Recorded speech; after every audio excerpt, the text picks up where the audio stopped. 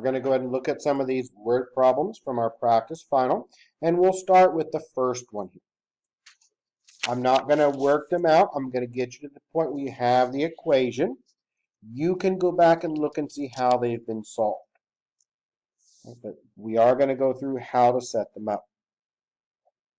So the first one is a distance problem. Noah and Ben are running in the Walker Street Fun Run. Noah runs at 7. Ben runs at 5. If they start at the same time, how long, and they want it in minutes, will it be before they are 1/5 of a mile apart? Okay, so what do we need to do? Well, we need to look at this as a distance problem, and we've got two runners running in a race. Now, they're going the same direction. They overlap. And remember, if they overlap, what does that mean? Well, if they overlap, remember, that means they subtract from each other, right? So we've got two runners here. We've got Noah, and he's running faster than Ben. So Noah will be on top. Ben will be down here. Noah's rate of speed is 7. Ben's rate of speed is only 5. Okay, so one's going to outrun the other. Is everyone all right with what I've got so far? So they're going the same direction, and they overlap. Now, when they overlap, what does that mean? That again means that they are going to subtract from each other. Right? We've got our diagram drawn. They're going to subtract from each other. How far apart do we want them to be? We want them to be 1/5 of a mile apart.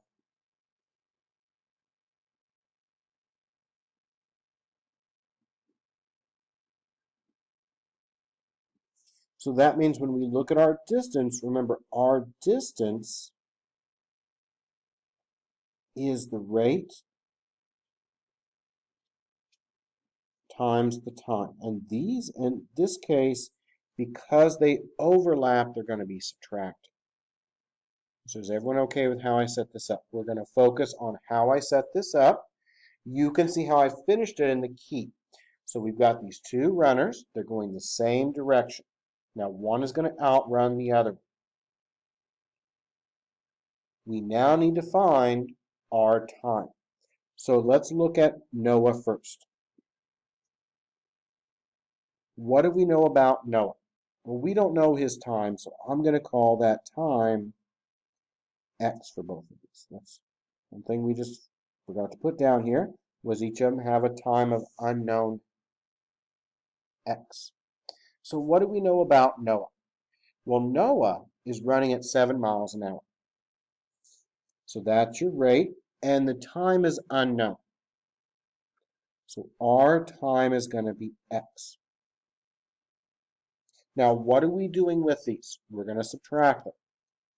And now we look at Ben, and we see what's happening with Ben.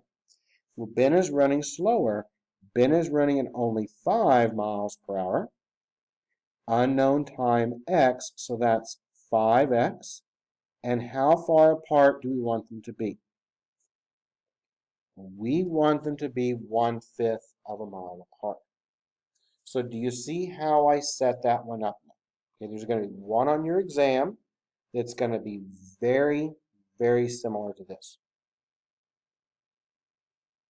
Your exam is going to have 30 questions. So I did cut it down to 30 when I make it up. I haven't made it yet, but I'll pull these questions and I'll take out 5 of them and change the numbers. But does it make sense how that one's set up? And you can see in the answer key how I finished it out.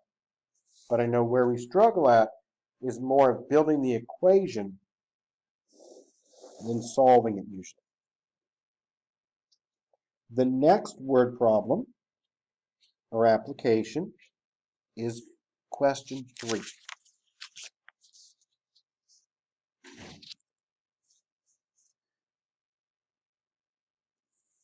So we're going to build a ramp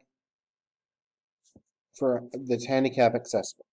And this ramp must run 10 inches horizontally for every 1 inch of rise.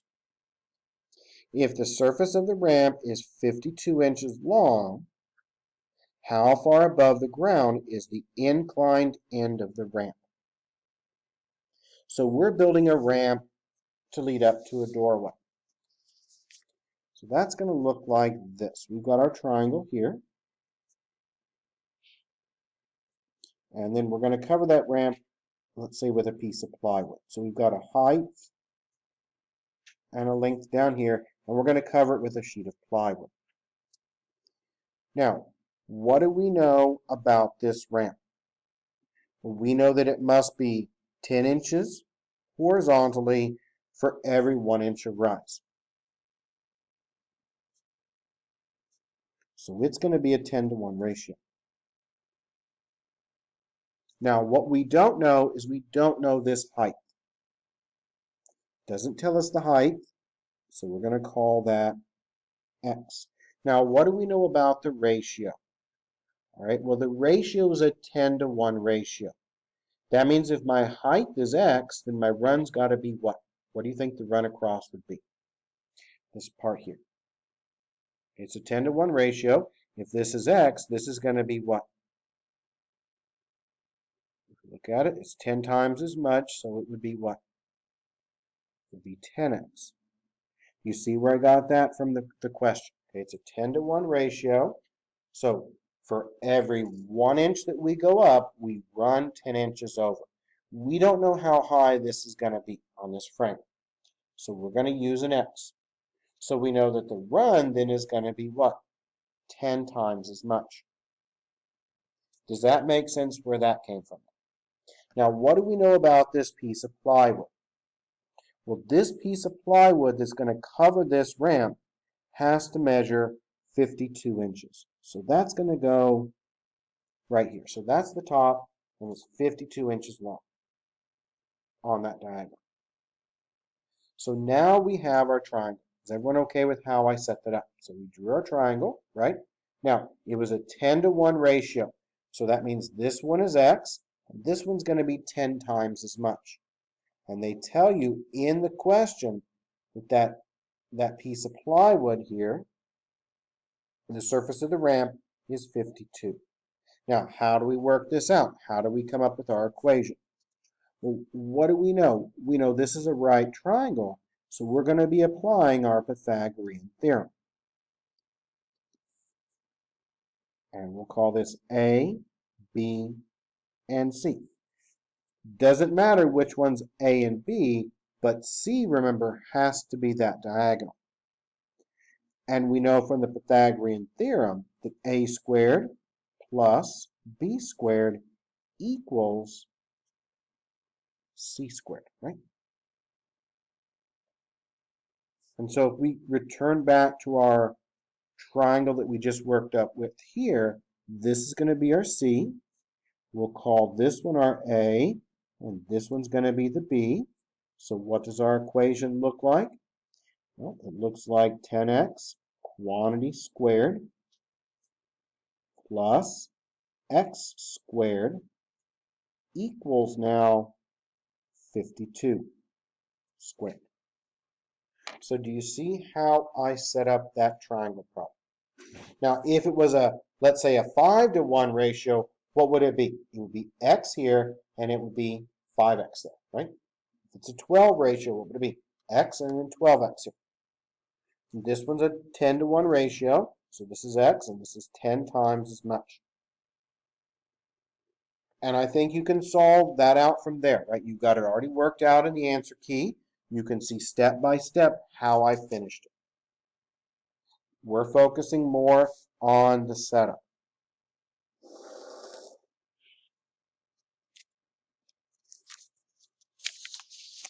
Question 7 is another application.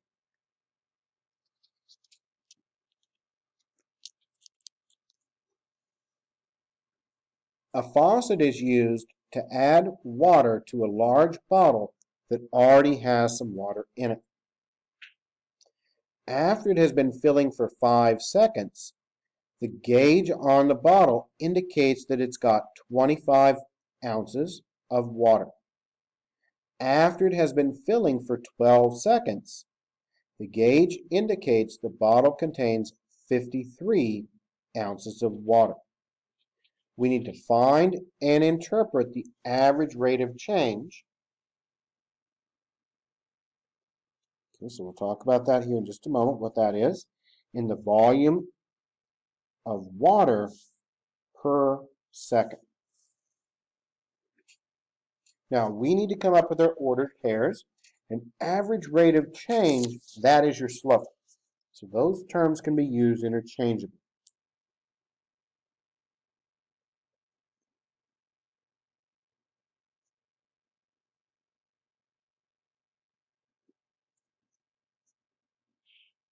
So whenever they say average rate of change, that's just another word for the slope. Now, what is our slope formula? Well, our slope formula is m equals y1 minus y2 over x1 minus x2. And we want the average rate of change in volume of water per second.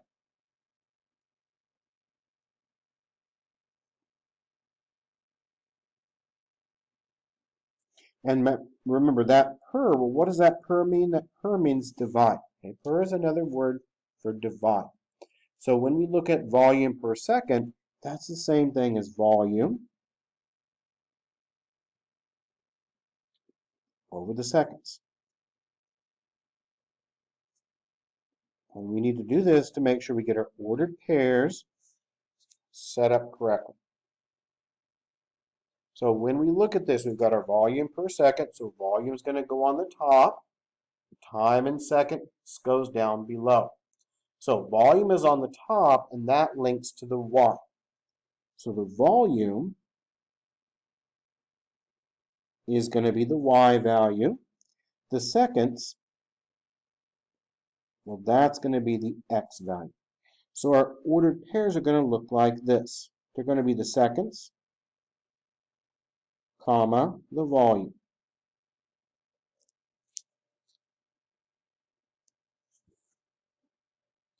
So is everyone okay with what all that means? Average rate of change, what is that?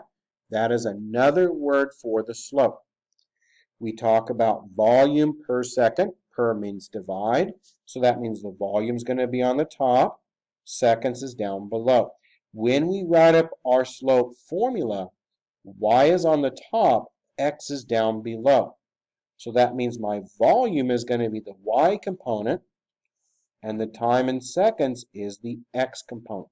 So what do my ordered pairs now look like? Okay, let's try and find our ordered pairs. We need two of them. That way we can calculate our slope. So after it has been filling for 5 seconds, the gauge on the bottle indicates 25 ounces of water. So that means 5 seconds, that's going to be your x component. 25 is the volume, that is your y component. After it has been filling for 12 seconds, so that's again your x component, the gauge indicates 53 ounces of water. We'll go ahead and do one more step. Remember, this is x1, y1, x2, y2. So your slope then would be, we're going to subtract the y's, so that's 25 minus 53 over 5 minus 12. So there's your slope formula here. I just simply plugged it in. And then you can just work it out. We'll go ahead and finish this one while I'm here. But you've also got it worked out in your key as well. So 25 minus that 53, that's a minus 28. And 5 minus 12, that's a minus 7. Negative over negative, when you divide, makes it positive. So that is 4 ounces per second. And that's all I want. And what does that mean? Well, that means every second, the volume of that container is being increased by 4 ounces. So do you see how I was able to work this one out? We took our time, right? We came up with our ordered pairs, made sure they were in the correct order. We then applied our slope formula.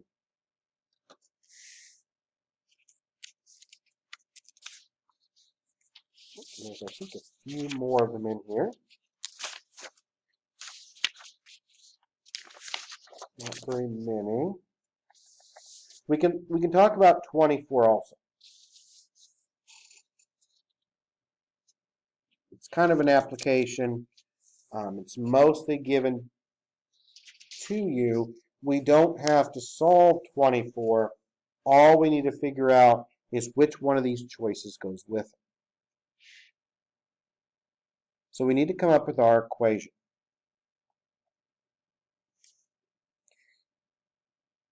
So the mat around the picture shown measures x inches across.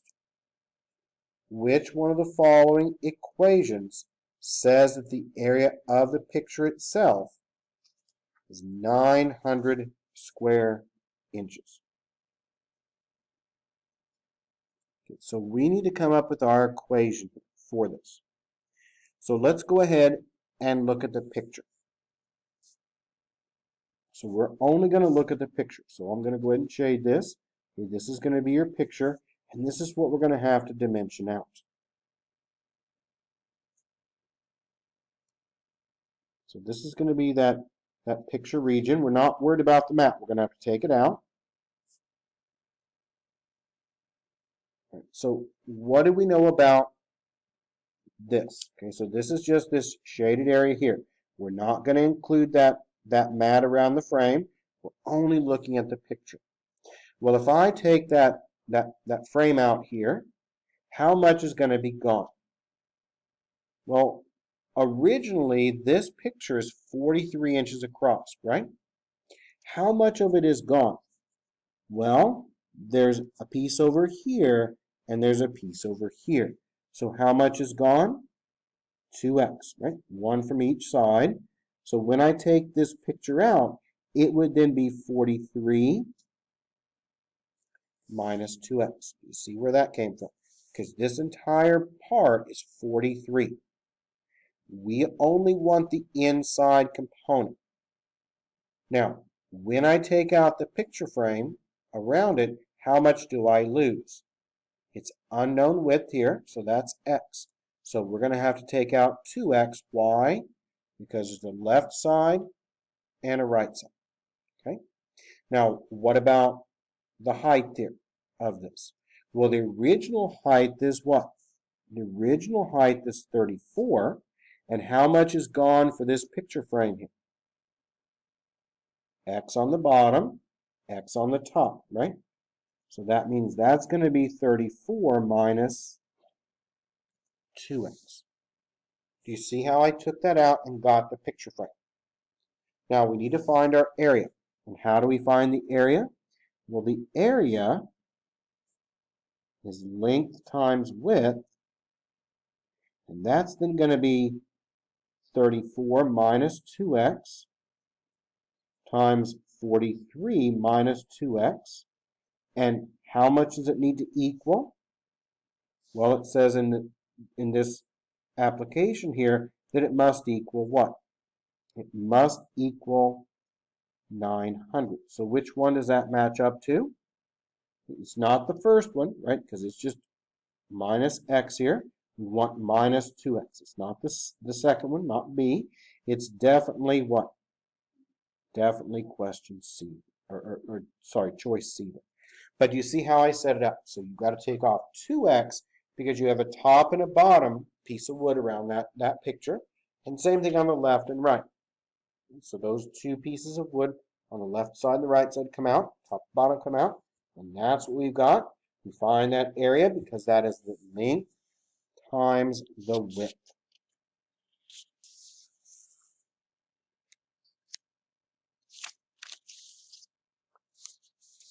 And yeah, we'll go back and look at 17 also. We've got time. We'll go ahead and talk quickly about 17.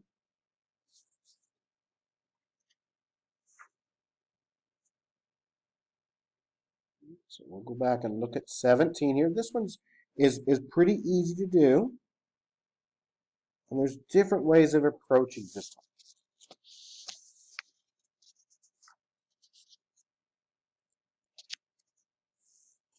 So on 17, what we have is we've got a circle. And the circle has a diameter with those two endpoints. And we want to find the radius. Now, what is the diameter? Well, the diameter is the distance across the circle.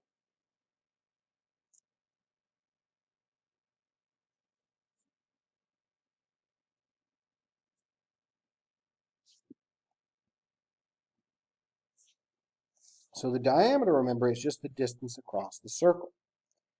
And how does the diameter relate to the radius? Well, the diameter over 2 is going to equal your radius. And this should be diameter up here.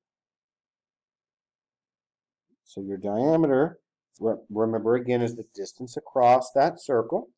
And your diameter is going to be half of your radius. Now, we've talked about the distance formula before.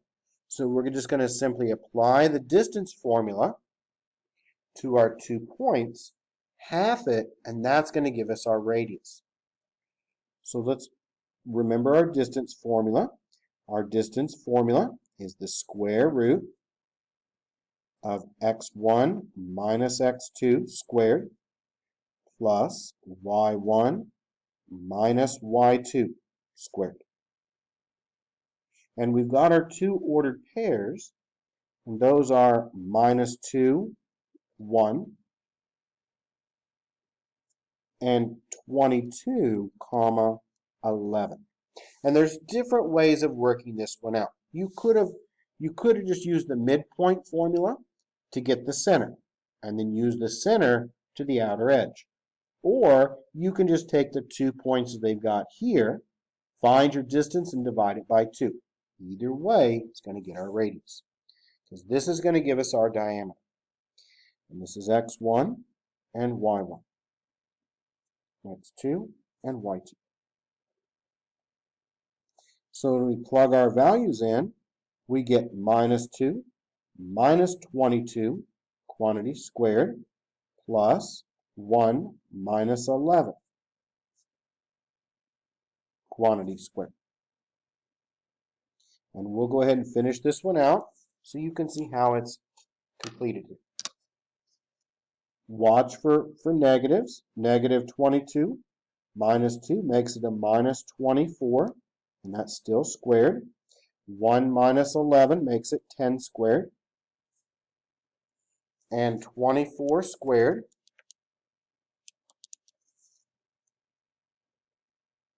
is 576. 10 squared is 100.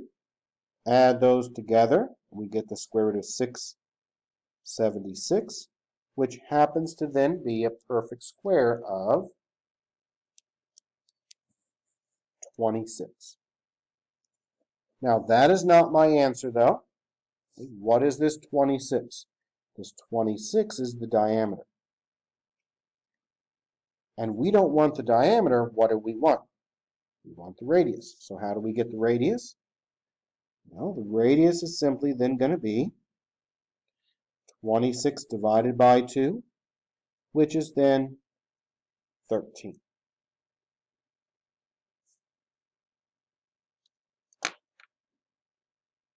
So what did we use here? We used the fact that the diameter is the distance across the circle. So we need the distance formula. We need to remember that the radius is going to be the half of the diameter, or that diameter divided by 2. So we wrote up our distance formula. We plugged in the ordered pairs that were provided for the diameter.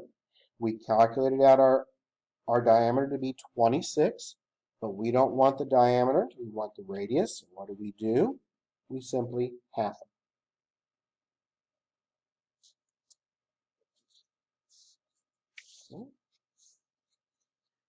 Question 25. is another application.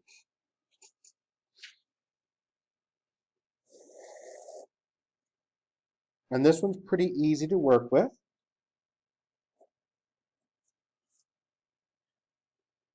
So 25 talks about consecutive odd integers. So what we want here is we want two consecutive odd integers.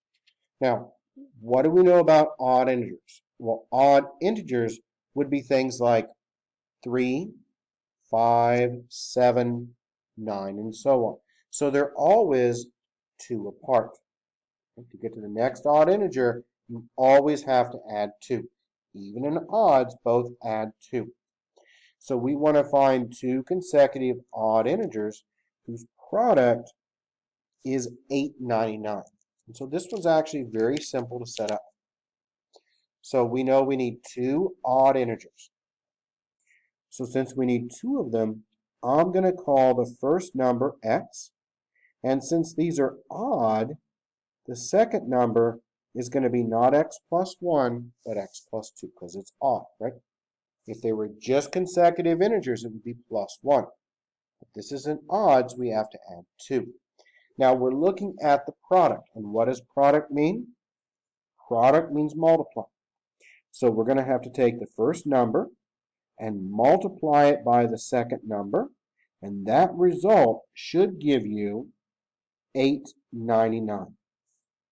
And so that's simply going to be x times x plus 2 equals then your 899.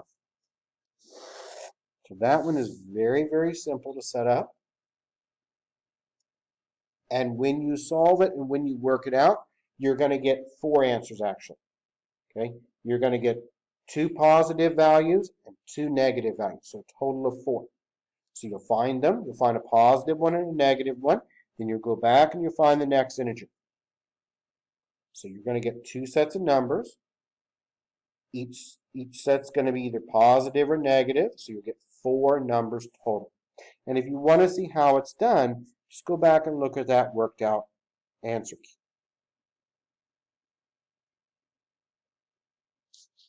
The next one, I think, is the most difficult to work out.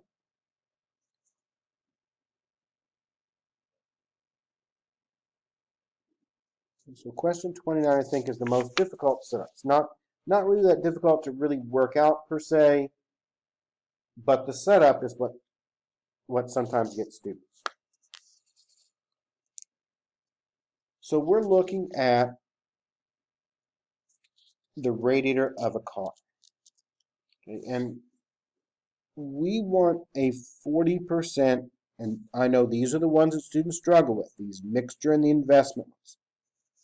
So we want to have a 40% antifreeze solution in the radiator of a certain car. The radiator now has 20 liters of a 20% solution. How many liters should be drained and replaced with 100% antifreeze to get the desired strength? So let's take a moment to think about what we're doing. So we've got a container that's full. So this radiator, just think of it like a giant tea pitcher with a spigot at the bottom. So it's full. Now, let's say I want to add some sugar to this tea, and it's completely full. So if I wanted to add 2 cups of sugar, what would you have to do? Take out 2 cups of tea, right? That way it rises it back up and it's still full. So the same concept is going to apply here. We've got the radiator that is full. We can't add more to it. We have to drain a little bit of it out and replace it with the pure antifreeze to get what we want. So let's draw our diagrams and set this one up.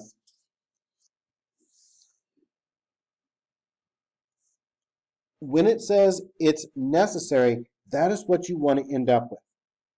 So when it says it's necessary to have that 40% antifreeze solution, that means that's going to go over here on the right, and that is what you want. So we want to have a 40% solution.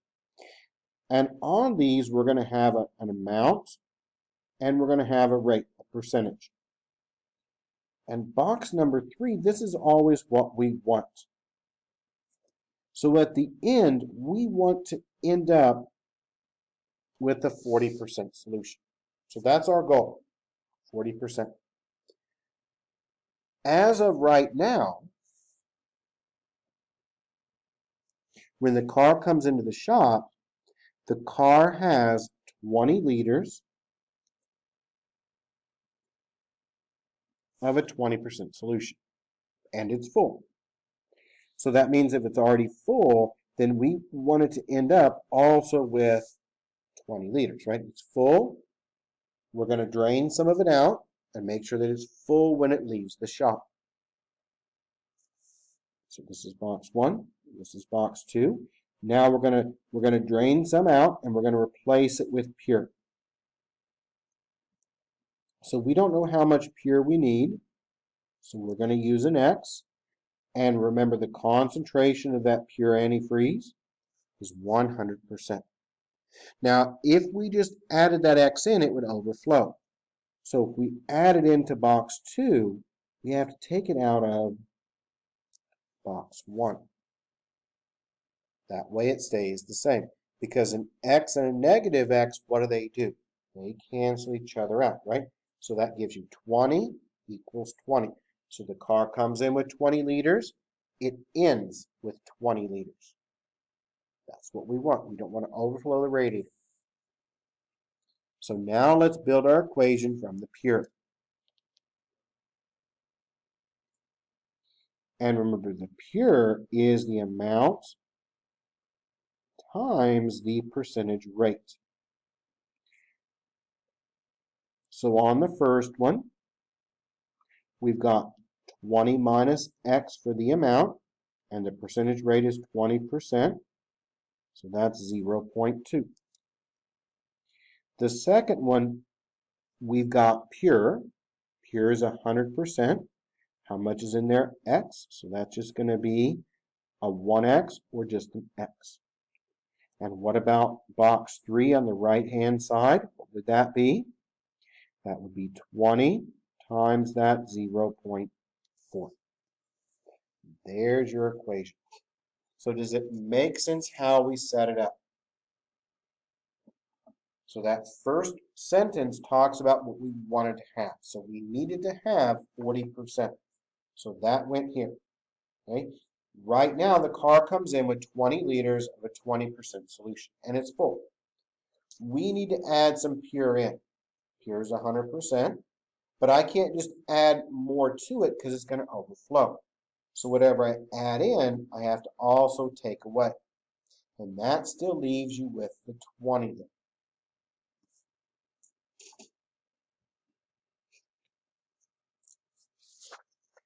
Question 30 is similar as well.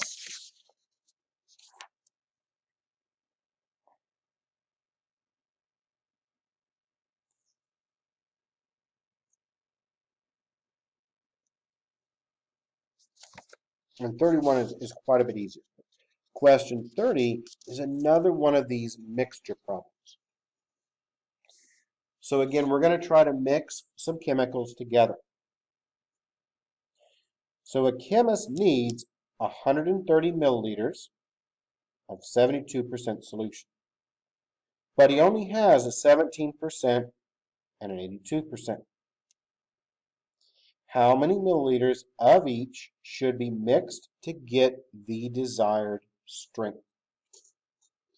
Now that first statement, 130 milliliters of a 72% solution, what is that? That is going to be your box 3.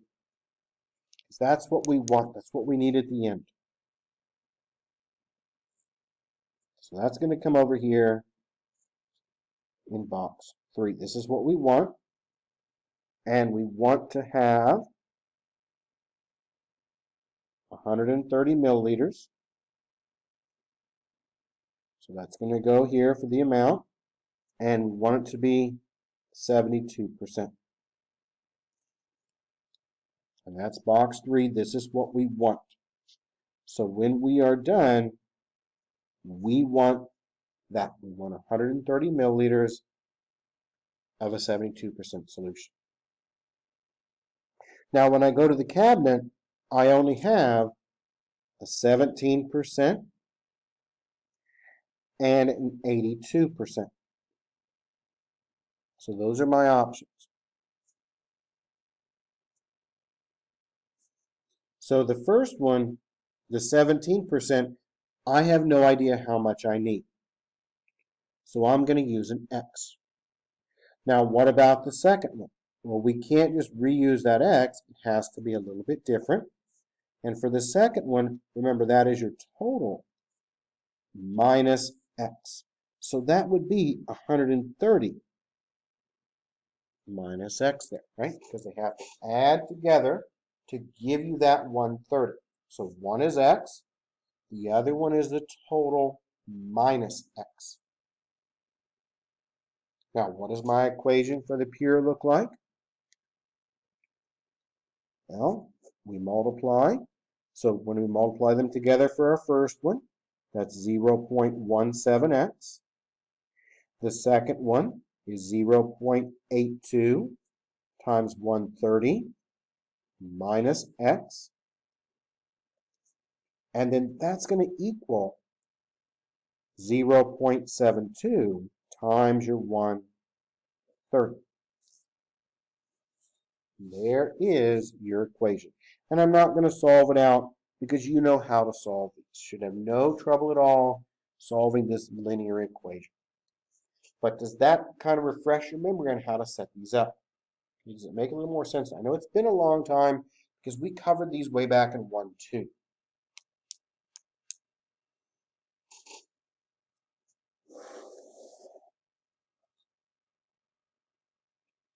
We'll look at 31 next.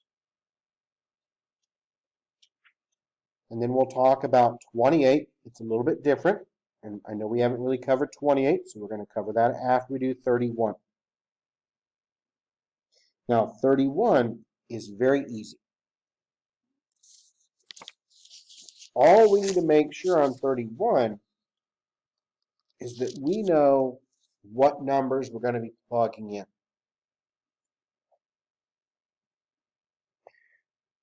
So your home state uses this linear model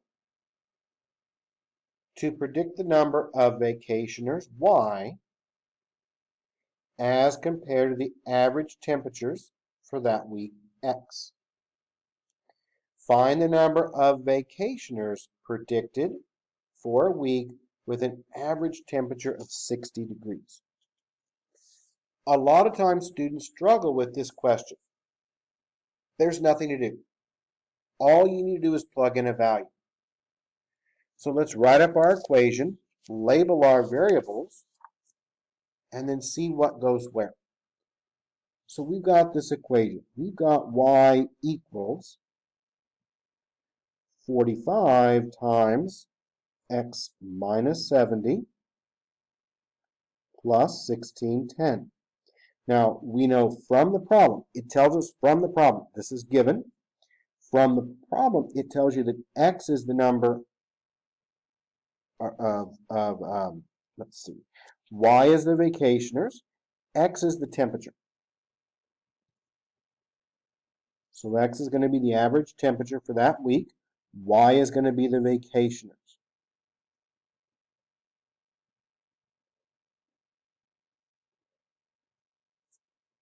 So we've got our equation. Now, a lot of times students try to make this more difficult because this is a very simple problem. All I want you to do is find out how many vacationers are going to be coming to your state when the temperature is 60. When the temperature is 60 degrees, that means then that x is going to be your 60. And then to find the vacationers, all you need to do is plug in that 60 and work it out. That's it. So plug in your 60 degrees, work it out, and you'll get your vacationers. But do not overthink this question. Do not make it more difficult than what it really is. It is just plugging a number into a formula. So plug it in, work it out, find your answer. That's it.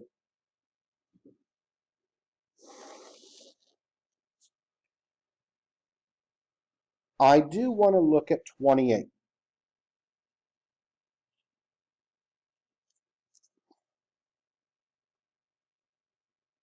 And 28's a little bit different because we're going to basically work it backwards. We're going to find the polynomial that gives us these answers. So the polynomial has these roots.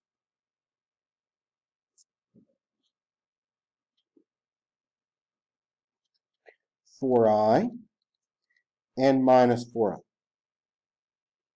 So what does it mean if your answer is 4i? Well, if your answer is 4i, that means x equals 4i. Moving it over, setting it to 0, we would get x minus 4i equals 0. So there's part of it. Now this one is a little bit different because we're working it backwards. We're not factoring it and solving it. We're going to take our solution and come up with the original polynomial. Well, same thing for the other one. If x equals negative 4i, you'll add that 4i over, so it's equal to 0. And then we have x plus 4i equals 0. Why did I do that? Those are my roots. Okay? We're basically working it backwards. Normally we would factor it and we would set it to 0 and we would solve, right? Typical equation, factor set to 0, solve. This one we're doing the opposite. We're moving it around, we're getting it to 0, and now we're going to have to FOIL to get our original polynomial. So now we know that x minus 4i times x plus 4i is going to equal 0. So we get our solutions, we make our equation. Now we can FOIL this out, and we can figure out what equation this came from. So we're just working it backwards. So you take your answers, you set them equal to 0, multiply them together to make it 0, and now we're going to FOIL. So we're going to now go ahead and FOIL. And this is going to give us our original polynomial. So when we FOIL, we take the first times the first. So that's x times x, that's x squared.